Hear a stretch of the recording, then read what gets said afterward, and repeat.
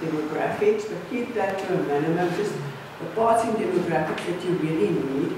Then you've got to state the scene of the questionnaire. So where you start has to be linked to what the research purpose was, which is why we spent some time yesterday dealing with the research purpose or the objectives and the research question.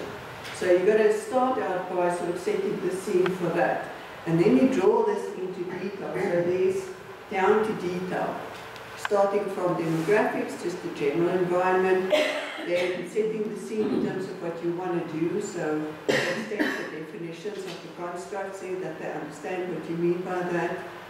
It's okay if you want to, at the beginning of every section, just put a definition there of what you mean by a specific variable within any one of the sections that you're going to add in the questionnaire. Down to the last is how you measure, and then what scales do you use in terms of measurement, of which Likert scale is just one. We'll talk about some of the others as well.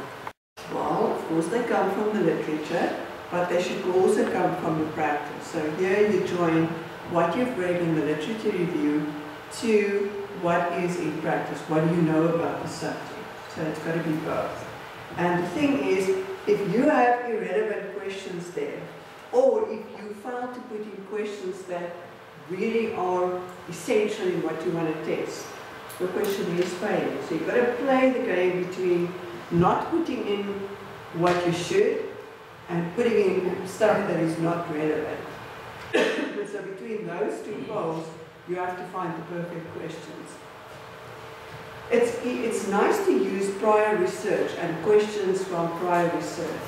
It's nice to use an instrument from prior research, so long as you check how that came to be. So how did they put that together? What's the history behind that? Does that follow the same logic as what you want to do? So the next one then, let's talk about the order of the questions.